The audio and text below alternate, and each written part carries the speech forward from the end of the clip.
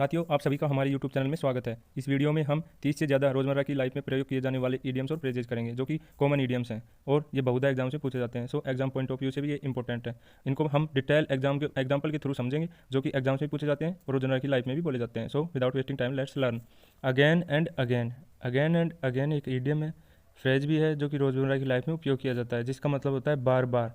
Example के through इसे समझते हैं।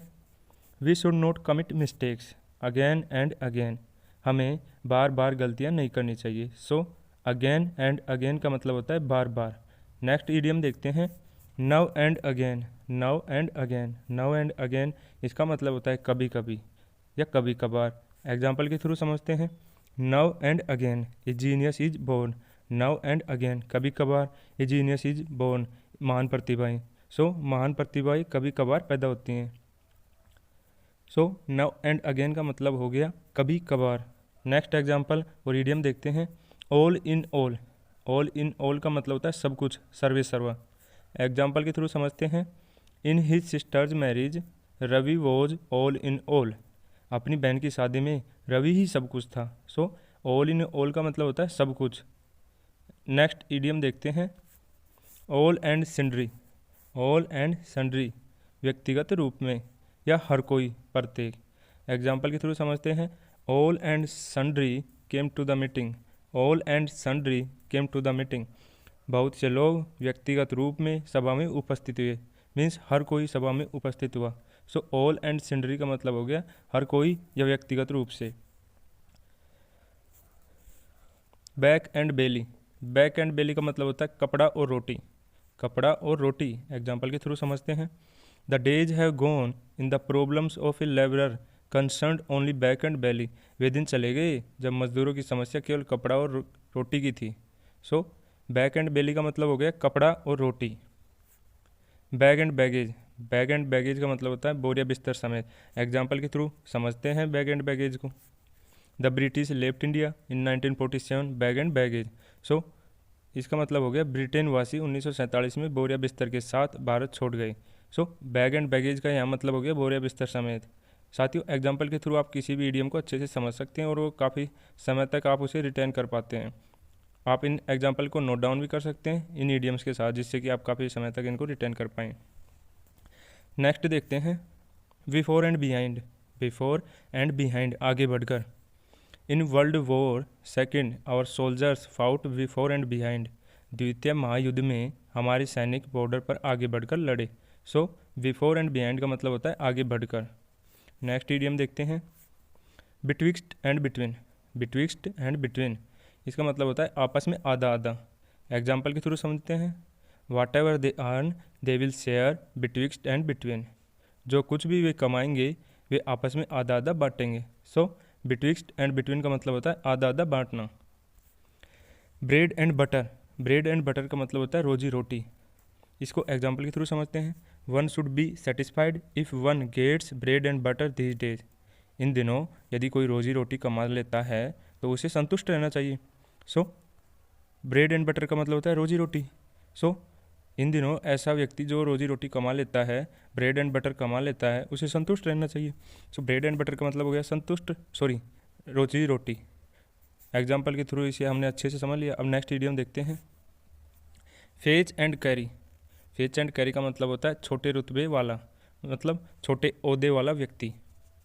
एग्जाम्पल के थ्रू समझते हैं। I am content to fetch and carry for uneasy lies the head that wears crown, मैं छोटी हस्ती का कर्मचारी मतलब छोटे ओहदे का कर्मचारी होने पर संतुष्ट हूँ, क्योंकि जो सत्ता का भार संभालता है, क्योंकि जो सत्ता का भार संभालता है वह चैन की नींद नहीं सो पाता है। सो फेच एंड कैरी का मतलब हो गया छोटे ओहदे का व्यक्ति, छोटी हस्ती। नेक्स्ट ईडियम देखते हैं, goods and chattel, goods and chattel का मतलब होता है चल संपत्ति। एग्जाम्पल के थ्रू समझते हैं। We bought goods and chattel when we migrated to India, जब हम भारत में आए तो हमने चल संपत्ति खरीदी। सो गुड्स एंड चैटल का मतलब हो गया चल संपत्ति। नेक्स्ट ईडियम देखते हैं, chock a block, Chowk a block इसका मतलब होता है एक दूसरे से सटे हुए, काफ़ी नज़दीक, जैसे कि एक मकान से दूसरा मकान सटा हुआ है। सो चौक एंड ब्लॉक का मतलब होता है एक दूसरे से बिल्कुल सटे हुए। एग्जाम्पल के थ्रू समझते हैं। Chock a block houses have made India in cities ugly sorry chock a block houses have made Indian cities ugly, ये एन इंडियन के साथ होना चाहिए था, टाइपिंग मिस्टेक हो गई है। सो चौक एंड ब्लॉक का मतलब होता है बिल्कुल सटे हुए, एक दूसरे से सटे हुए मकान, एक दूसरे से सटे हुए मकानों ने भारतीय शहरों को बदसूरत बना दिया। इस शहरों की जगह शहर आएगा। सो चौक एंड ब्लॉक का मतलब होता है, चौक ए ब्लॉक का मतलब होता है सटा हुआ बिल्कुल। Chock a block houses have made Indian cities ugly, एक दूसरे से सटे हुए मकानों ने भारतीय शहरों को बड़ा ही बदसूरत बना दिया है, मतलब उनकी सुंदरता को ख़राब कर दिया है। सो चौक ए ब्लॉक का मतलब होता है बिल्कुल सटा हुआ, एक दूसरे से सटे हुए। नेक्स्ट इडियम देखते हैं, pick and choose. Pick and choose का मतलब होता है ध्यान से चुनना। इसका एग्जाम्पल के थ्रू समझते हैं। We must pick and choose our career before it is too late. We must pick and choose our career before it is too late. हमें अपना भविष्य समय रहते सावधानी से चुन लेना चाहिए। सो पिक एंड चूज का मतलब होता है चुनना, सावधानी से चुनना। नेक्स्ट इडियम देखते हैं, सी आई टू आई, पूर्ण रूप से सहमत होना। सी आई टू आई इसका मतलब होता है पूर्ण रूप से सहमत होना, कंप्लीटली एग्री। एग्जाम्पल के थ्रू समझते हैं। He did not see eye to eye, मतलब वह सहमत नहीं हुआ या असहमत हो गया। सो सी डिड नॉट या he did not see eye to eye with me on many issues, वह कई बातों पर मुझसे असहमत हो गया। सो सी आई टू आई का मतलब होता है सहमत होना, यहाँ पर डिड नॉट का प्रयोग हुआ है इसलिए असहमत हो गया। नेक्स्ट इडियम है face to face. Face to face का मतलब होता है आमने सामने। इसका हम काफ़ी बार बोलचाल की भाषा में काफ़ी प्रयोग करते हैं। Face to face, I want to talk to him face to face, मैं उससे आमने सामने बातें करना चाहता हूँ। सो आमने सामने का मतलब हो गया फेस टू फेस। इसको एग्जाम्पल के थ्रू और देखते हैं। We have had a face to face talk, so now we can understand each others point of view. हमने आमने सामने बातचीत की है, अतः हम एक दूसरे का दृष्टिकोण समझ सकते हैं। Fair and square, next idiom है फेयर एंड स्क्वायर। इसका मतलब होता है शुद्ध और उचित, अर्थात बिल्कुल स्पष्ट। एग्जाम्पल के थ्रू समझते हैं इसे। Let all our actions be fair and square. Let all our actions be fair and square, हमारे सभी आचरण शुद्ध और उचित हों। नेक्स्ट इडियम देखते हैं, फी फो फम। फी फो फम एक फैज है जो कि जिसका मतलब होता है किसी को डराने के लिए हुड़दंग मचा देना, जोर शोर की आवाज़ कर देना। इसको एग्जाम्पल के थ्रू अच्छे से समझते हैं। India is not to be cowed down by Pakistan fee fo fum. Pakistan के हुड़दंग मचाने बचकानी व्यवहार से भारत को धमकाया नहीं जा सकता, डराया नहीं जा सकता। So India is not to be cowed down by Pakistan fee fa fum. Pakistan की बचकानी हुड़दंग से भारत को डराया धमकाया नहीं जा सकता। सो फी फा फम का मतलब होता है डराने के लिए हुड़दंग मचा देना, शोरगुल कर देना। Next flux and reflux. Flux and reflux इसका मतलब होता है बड़ा वाद विवाद। एग्जाम्पल के थ्रू अच्छे से समझते हैं। There was a great flux and reflux in the drawing room. बैठक में बड़ा वाद विवाद होता रहा। There was a great flux and reflux. So flux और रिफ्लक्स का मतलब होता है वाद विवाद, बड़ा वाद विवाद। फ्लक्स एंड रिफ्लक्स जिसका मतलब हो गया बड़ा वाद विवाद। अब नेक्स्ट इडियम देखते हैं, give and take. Give and take का मतलब होता है आदान प्रदान, mutual exchange. So give and take का मतलब आदान प्रदान। इसको एग्जाम्पल के थ्रू अच्छे से समझते हैं। It is always give and take in life. जीवन में सदैव आदान प्रदान चलता रहता है। नेक्स्ट इडियम है गुड्डी गुड्डी। गुड्डी गुड्डी का मतलब होता है ऊपर से अच्छे दिखाई देने वाले लोग, मीन्स हाइपोक्राइट, ऐसे व्यक्ति जो ऊपर से अच्छे दिखाई देते हैं अंदर से दूसरे के प्रति द्वेष या हीन भावना से रखते हैं या उनके प्रति राजनीतिक रूप दृष्टिकोण से देखते हुए छलिया व्यवहार रखते हैं। सो गुड्डी का मतलब होता है, गुड्डी गुड्डी का मतलब होता है ऊपर से अच्छे दिखाई देने वाले लोग। एग्जाम्पल के थ्रू समझते हैं। The world is full of Guddi Guddi people but hardly a good man. दुनिया ऊपर से ही अच्छे दिखाई देने वाले लोगों से भरी पड़ी है, पर कोई अच्छा व्यक्ति बड़ी मुश्किल से मिलता है या मिल पाता है। सो गुड्डी गुड्डी का मतलब होता है ऊपर से अच्छा दिखना और अंदर से छलिया कपटा होना।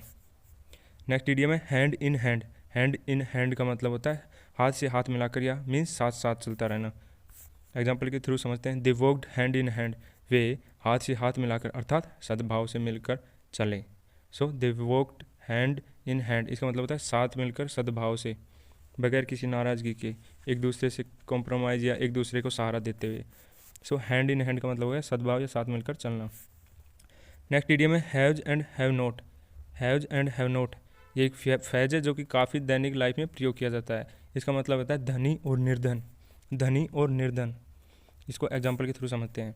There has always been conflict between the have and haves not.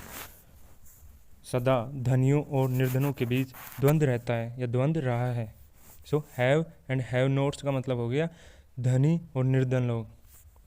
Next idiom है होज पोज। होज पोज का मतलब होता है गड़बड़ करना। इसको एग्जाम्पल के थ्रू समझते हैं। While trying his hand at cooking for the first time he made a hodgepodge of everything. पहली बार खाना बनाने की कोशिश में उसने सब कुछ गड़बड़ कर दिया। सो होज पोज का मतलब होता है गड़बड़ कर देना, खराब कर देना, बिगाड़ देना। नेक्स्ट इडियम देखते हैं हम्पटी डम्पटी। हम्पटी डम्पटी का मतलब होता है लड़खड़ाना। एग्जाम्पल के थ्रू समझते हैं। Capitalism is humpty dumpty these days. Capitalism is humpty dumpty these days. साम्राज्यवाद लड़खड़ा रहा है, मीन्स अच्छे से चल नहीं पा रहा है। सो हम्पटी डम्पटी का मतलब होता है लड़खड़ाना। नेक्स्ट इडियम है ins and outs. Ins and outs का मतलब होता है छोटी छोटी बातों का जानकार होना या जानना। In complete detail, to have complete knowledge. So example के थ्रू समझते हैं। He knows all the ins and outs of this profession. वह इस व्यवसाय की छोटी से छोटी बातें जानता है। सो इन्स एंड आउट्स का मतलब हो गया छोटी से छोटी बातें जानना। नेक्स्ट इडियम देखते हैं law and order. Law and order का मतलब होता है अनुशासन एवं व्यवस्था। अनुशासन एवं व्यवस्था। एग्जाम्पल के थ्रू अच्छे से समझते हैं। There can not be any democracy without the law and order. अनुशासन एवं व्यवस्था के बिना प्रजातंत्र का अस्तित्व ही नहीं है। सो लॉ एंड ऑर्डर का मतलब हो गया अनुशासन एवं व्यवस्था। नेक्स्ट इडियम देखते हैं of and on. Of and on का मतलब हो गया जब तब। एग्जाम्पल के थ्रू समझते हैं। He comes to your shop off and on. He comes to your shop off and on. वह तुम्हारी दुकान पर जब तब आता है। सो ऑफ एंड ऑन का मतलब हो गया जब तब या बार बार। नेक्स्ट इडियम देखते हैं रैन एंड साइन। रैन और साइन। रैन और साइन का मतलब होता है चाहे कैसा भी मौसम हो क्यों न हो, चाहे कैसा मौसम क्यों न हो, चाहे बारिश हो चाहे धूप हो। सो रैन और साइन इसका मतलब हो गया चाहे बारिश हो चाहे धूप हो, कैसा भी मौसम हो। एग्जाम्पल के थ्रू समझते हैं। रैन और साइन चाहे कैसा भी मौसम हो, चाहे बारिश हो चाहे धूप हो। रैन और shine we must attend to our duties. चाहे कैसा भी मौसम हो, अर्थात चाहे वर्षा हो चाहे कड़ी धूप हो, हमें अपना काम पर जाना चाहिए। नेक्स्ट इडियम देखते हैं रियली एंड ट्रूली। निश्चित रूप से। रियली एंड ट्रूली निश्चित रूप से। Really and truly I will do your work. निश्चित रूप से मैं आपका काम कर दूंगा। सो रियली एंड ट्रूली का मतलब होता है निश्चित रूप से। रियली एंड ट्रूली जिसका मतलब हो गया निश्चित रूप से। एग्जाम्पल के थ्रू भी इसे समझ लिया। नेक्स्ट इडियम देखते हैं टिट फॉर टैट जैसे को तैसा। टिट फॉर टैट जैसे को तैसा। एग्जाम्पल के थ्रू समझते हैं। Tit for tat can not and A dispute. जैसे को तैसा मीन्स बदला लेना, जो जिसने तुम्हारे प्रति कुछ गलत किया है तुम भी उसके प्रति वैसा ही करो। सो जैसे को तैसा करने से झगड़ा समाप्त नहीं हो सकता। Tit for tat. Tit for tat का मतलब हो गया जैसे को तैसा। Tit for tat can not and A dispute. जैसे को तैसा करने से झगड़ा समाप्त नहीं हो सकता। सो नेक्स्ट इडियम देखते हैं। इसको हमने अच्छे से समझ लिया। टिट्टल टैटल। टिट्टल टैटल का मतलब होता है फुसफुस करना। इडियम के थ्रू इसी इडियम को एग्जाम्पल के थ्रू अच्छे से समझते हैं। We just waste time in tittle tattle. फुसफुस करने से हम केवल समय नष्ट करते हैं। सो टिट्टल टैटल का मतलब होता है फुसफुस करना। अप्स एंड डाउन्स जीवन के उतार चढ़ाव, जीवन की विषमताएं।